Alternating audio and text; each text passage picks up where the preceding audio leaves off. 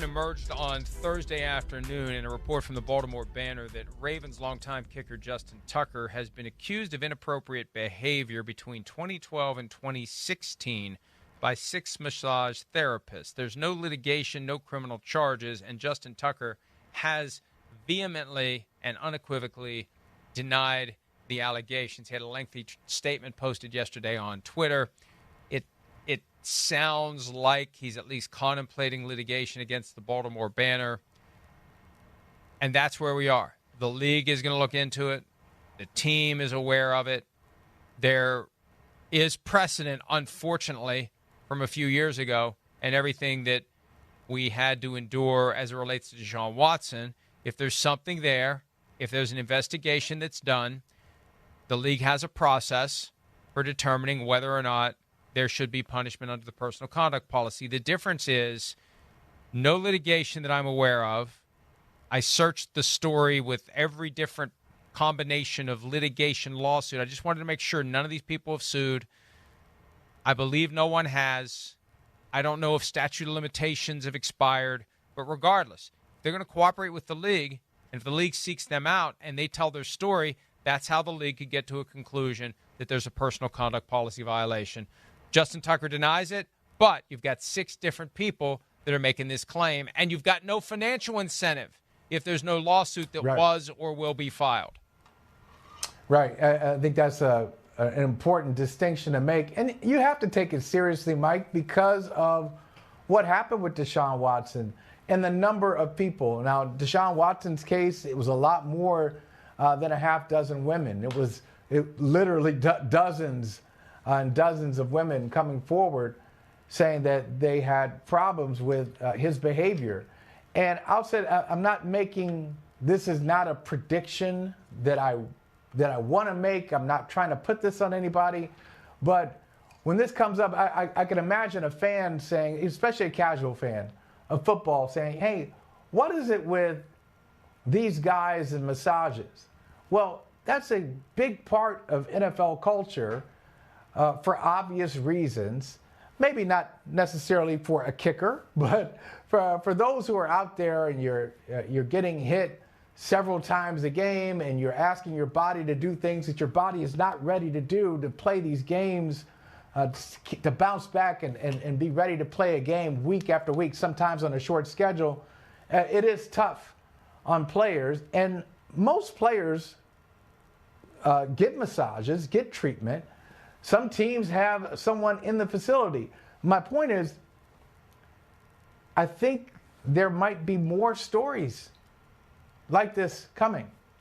I think there'll be more stories because it's such a part of it. And most players just get massages, and I'm not suggesting they do anything inappropriate, but when you have 32 teams, and you got a bunch of players getting massages, everybody is not going to do things that they should. Some people are going to be inappropriate. I won't be surprised. Hope I'm wrong on it, but I won't be surprised if you hear more stories like this, Mike. Well, and look, I'm not going to read any of the tweets or other social media posts or Reddit posts. We're looking into this, and we're probably going to write something about it at PFT. But there's evidence out there of people mentioning allegations against Justin Tucker years ago. I'm not saying they're true. All I'm saying, what is true is there are social media posts out there from years ago making specific reference to being banned from spas in the Baltimore area, which is one of the claims that was made by the Baltimore Banner. Tucker denies everything. He's hired what he claims is the top defamation law firm in the country, which means they're not coming to fix his refrigerator, right? When you say that's what you've done, your plan is to potentially file a defamation claim against the Baltimore Banner for this lawsuit. So we'll see where it goes. We'll see what the NFL does. It's one thing to have a criminal case pending. It's another thing to have civil litigation pending. In both of those situations, the NFL waits until it ends. If there's no civil lawsuit, if there's no criminal prosecution, there's no need for delay. The NFL can seek out these individuals. You contact the Baltimore Banner. You express an interest in talking to these individuals. If they're willing to do so, the NFL can set up an interview.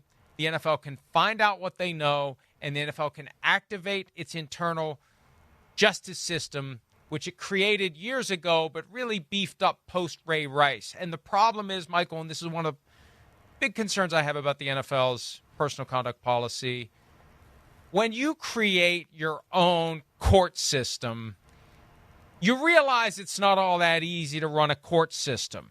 You don't have subpoena power. You've got these 6 people that believe something untoward happened.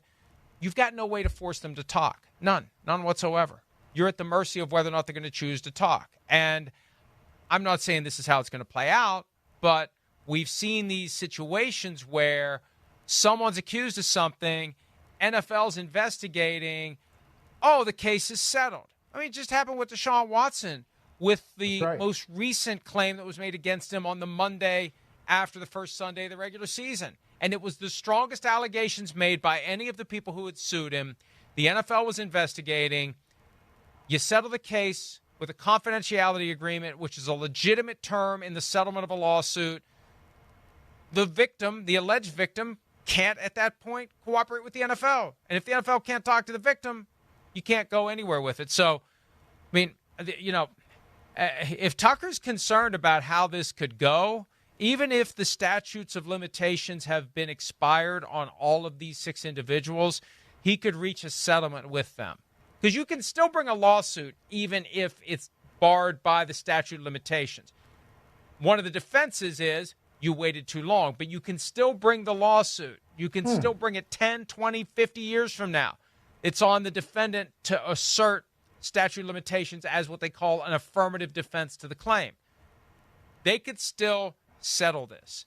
They could still resolve it, and that would be the way to short circuit the NFL's investigation if that's something that Tucker chooses to do. And look, these are sensitive allegations, but there's a separate side to this. Once you find yourself in this predicament, if you're a player, there are business strategies, legal strategies that can possibly cause it all to go away, like the most recent Deshaun Watson allegation just went away, Michael.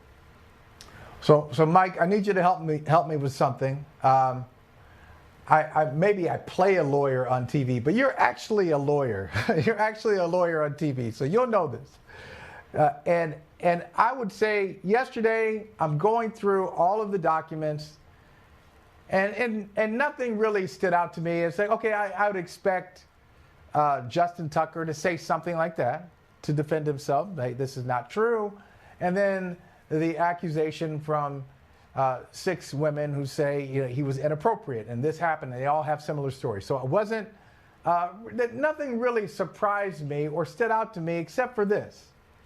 And I was thinking, okay, what is he trying to say here? Tucker said that the article takes innocuous or ambiguous interactions and skews them so out of proportion that they are no longer recognizable. And then again, this is desperate tabloid fodder. But I'm wondering, okay, in that statement, what happened? Now the antenna are raised. What are you saying then? Are you saying something happened? They looked at it one way, and you have an explanation for something that they're accusing you of. I don't know if that got your attention. I read that over a couple of times and said, okay, what is he really trying to say here? And there's 2 sides to it. There's the factual, what is really being said here, and then there's the legal, how does this fit into his broader plan, presumably to bring action against the Baltimore Banner for defamation. And it's always more difficult for a public figure. It's a higher standard. You've got to prove deliberate intent to smear someone with a falsehood or reckless disregard to whether or not the information that was disseminated is true or false. That's how you get to the malice. You've got to prove malice, but that's how malice is proven. It's not, with snippets of someone saying, I really hate that guy. It's showing that there was shoddy work done. And that's what his statement was trying to suggest. The work was shoddy. They were determined to come to this conclusion. They didn't give me enough time to tell my side of it. It was all biased and slanted in favor of the 6 women. They're believing them, laser focused, accepting everything they say as true, even if it might be ambiguous. And maybe your reporting should reflect the ambiguity and not the certainty that it's suggesting. So this could go forward with a lawsuit by Tucker, and there could be, and if it's handled the smart way from a lawyer standpoint, we never hear about any of this ever again, because the 6 individuals get some form of payment from Justin Tucker. And if they did suffer indignity years ago, then they deserve it. That's how our civil justice system works. You don't get to beat the person up. They pay you money. Whatever the indignity is, that's the remedy. They pay you money. So you get a settlement and you agree to a confidentiality agreement. The NFL never does anything more about it. Maybe the commissioner gets asked a question at a press conference 6 months from now, and that's it. That's the smart way to do it from a lawyer standpoint. If Justin Tucker is willing to do it, sometimes somebody's just like, screw it. I'll fight. I don't care. I'll fight. Bring it on. And if I get suspended, if the league believes them, so be it. Yeah, it's tough. And I don't know, Mike, if you realize, I obviously don't live in Baltimore. So we all know Justin Tucker and what a great kicker he is. I just didn't realize he was so prominent in the community, doing commercials and just really a big part. Opera singer. Being part of the opera and doing all this stuff. I didn't realize he was so big in Baltimore. And so I think that's part of it too, in the cases that we know. And if you're Justin Tucker, you're like, how did I get to this point where they're talking about me in the same way they talked about Deshaun Watson? Well, this is allegations. They're just allegations. I'm not saying I don't know what happened. But in both cases, I think it's the women are saying, I didn't know what to do, or I was afraid to do something because of these outsized personalities. Who am I to go up against somebody who is so revered and so powerful in the community? And that's a real dynamic. We saw it play out time and again in the Deshaun Watson case, and now we'll see what happens here. But it will be taken seriously by all appearances by the league and by the team. And you wonder if this accelerates the parting of the ways with the Ravens and Justin Tucker. He had some yips last year. They've stayed behind him. But at some point, when you get into the realm of the specialists, you tolerate a lot less than you tolerate from quarterbacks and more integral players to what you're trying to do as a football team. Hi, it's Mike Florio. Thanks for watching PFT on YouTube. Hit subscribe for the latest news and analysis from Pro Football Talk.